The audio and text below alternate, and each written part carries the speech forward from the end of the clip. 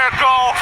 It's time, ladies and gentlemen, into the drafts we go for the final match, game number 1 of the last match in the group stage. Here we go, Tdk versus Blcklist International. All right, let's get the series on the way because I'm seeing that the bans are coming and they are coming quick. The Kaja, the Lancelot for the side of Blacklist currently on first pick. And Tdk on second pick, already banning out the Estes. Yep, they still want to show respect for this first game of the series.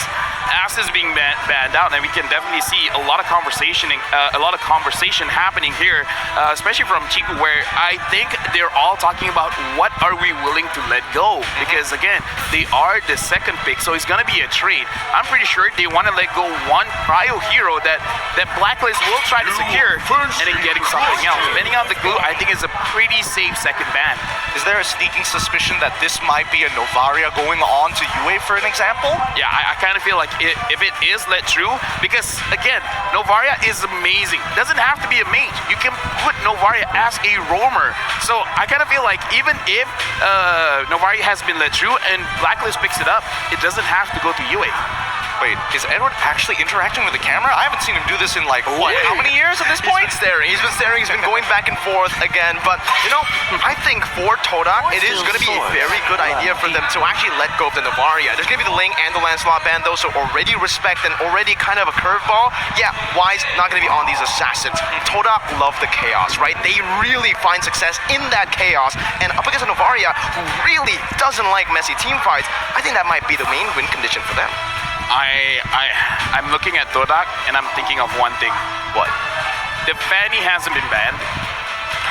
I'm not, because again, the Fanny, as we saw, is a very risky pick. Either you're gonna look amazing or you're gonna get 1v1 by a Bandang, right? So it's gonna be very, very interesting. Now the Valentina has been banned out, which does, in my mind, say that Tdk, they want to pick up something big. And Blacklist, if they want to deny Moon of that Eve, I kind of feel like it is a good spot to pick it up right now, but Tdk could quickly pick up the quad to fight against the Eve. So honestly, a lot on the line here. Potentially. I'm trying to sniff out what Tdk is trying to do, but no, after many, many years of trying to predict their draft, I would like to just see it happen rather than making some hard predictions. I'm looking at Blacklist, and I agree with you that the Eve is looking very, very fine here, but Novaria, I just feel, is a little bit better, a little bit more flexible. Thing is also, for the Novaria, right, if you're up against a Fanny, you really struggle, but there is still an outplay mechanic within her build. If you go for the Astral Recall, you can go through walls, and you can actually escape from the cables in the game, so that's an outplay mechanic that certainly they can utilize here. And the fact is, right now, you said it, it's very flexible. Why it's always first picked is the fact that it can go to the roaming position, and it does super well as a roamer, a supportive roamer. That's not all. With the Novaria, at least they're going to get the information, something that Blacklist truly utilizes. Fun fact that Chiku is 100% with the Irithel, the Leslie, the Brody, and the Layla during MPL MY Season 11. Kind of feel like it's almost unnecessary to put the Layla there, but you know what? It's all right. Now the Arlet as well as the Akai has been picked up. Both are great. Both are amazing, and both both are flex. That's what I wanted to end it on. Why'd you have to cut me off, man? I gotta cut you off, man. Dude, I was building it up. You know why? Because we're flexible on the desk as well. Boys, let's take it a step back here. At the end of the day, we don't know where these two are going to go, and for all we know, Blacklist International might surprise us, right? The Fanny is still up in the air, and if Blacklist wanted, I don't know, maybe to take a page out of Tdk's book, I'm thinking, you know, Fanny and as well as possibly even a Mincetar, but no, Brethren, as well as Diggy, they're aware that Tdk is up to some shenanigans. Here's the thing. Okay. Good pick by Blacklist to kind of like deny the crowd control coming in. But Tdk, here's the thing.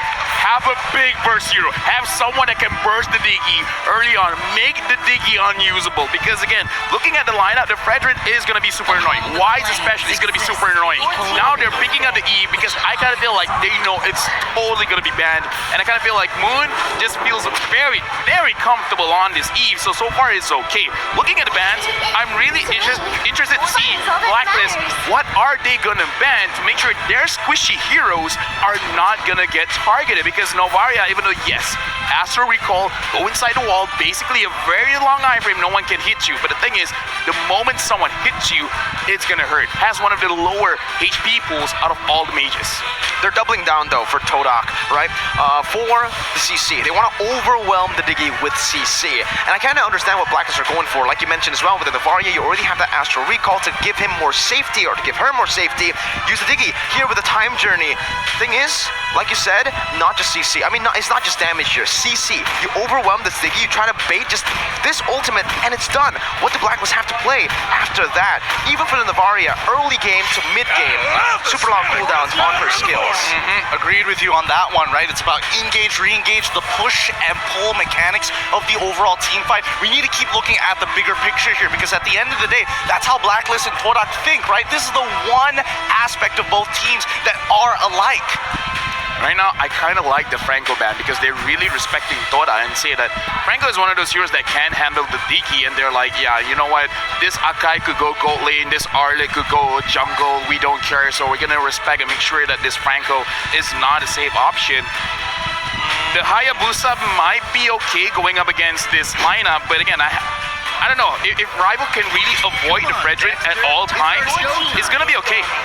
Because again, Astro Recall, you go inside the walls, but if you already initiated your Ogi Shadow Kill, it's just gonna follow you. Yep, that's true. That is one way to actually deal with it, to be fair. Looking at Tdk's bans so far, it's gonna be the Wan and as well as the Claude. I'm really surprised that both of these weren't picked up. This is not exactly the most traditional starters based on what we've seen in the overall MSC tournament meta. Maybe Tdk wants Beatrix? Yeah, it does seem like they're already setting up for the Beatrix here, right? Wan Claude banned out. The only other hero that I've seen how on good catch is that Beatrix. So by banning out these two heroes and picking it up, they're forcing Owl to play a hero that he's not comfortable with, and even just a hero that will struggle very much up against Tdk's composition. Brody, up against this much CC, you're not even going to be able to get those basic attacks out. But wow, Blacklist International with a pretty unique ban here. The Mathilda, I think this is the first time ever in MSC that it's even been banned out. Yep, yeah, it is the first time ever. What's the logic here, LaFell? I'm trying to think. Mathilda? I mean, like, we cast Tdk games and even we don't see that much Mathilda. Exactly, right? I understand that it was about that push and pull, engage and re-engage, and I guess that Matilda kind of fits the build, I suppose, but that's making a hard read on some of the flex picks that we see from Tdk. Okay, so probably they know something that we know, because again, we're from Malaysia, we watch their games, but between MPL and MSC, a lot could go on, but in a ton. Here's the thing, Chiku has quoted before during his live stream, one of the heroes that he wanted to bring out, not just for MSC, but in general, was the Natan, because when he's on this hero, for him, it's almost like the Claude, because when he's on his hero, his only aim is to mess with the enemy. He wants to make it look like he's gonna get caught, but he's not gonna get caught. So it's the opposite. They don't want to take the Beatrix away. They want to force Owl on the Beatrix to give a good matchup for the Natan. But that's the only thing I'm worried about. Unfortunately, I've never met a Natan in my games as a Beatrix, so I don't know how this matchup goes. Maybe it's the same for Owl. Time to drop the beat. I suppose. I mean, okay, Beatrix into the Joy, so that means this was all pre-planned. This is what they wanted to do, because if not, we probably wouldn't have seen that Claude ban in the second phase, since they are already on the second pick. They could have locked it in for themselves if they wanted a safer laner. Right now, honestly, they could as well pick up something like a Lolita and just put Rival with this Akai, at least they can deal with the Beatrix. Because yeah, right now Ashi is talking to Yum, so they're probably talking about his hero. Another one, I guess, would be crazy is just to add more CC, like you said, Miracle, just to overwhelm this Diki. I would say just put the Arlet as a roamer and go for something like a Yuzong here. Get some more physical damage threat to jump into that back line. But up against the Joy, it is going to be quite concerning, and they'll just go for the Hilda. Hey, against Ziggy, you need burst. What does Hilda bring to the table? Here's the thing, they are going for an echo kind of idea, because the way you stop Blacklist, you disrupt their jungle, you disrupt their EXP. If Edward doesn't get to play, if Wise doesn't get to play, I would say 60% of their strength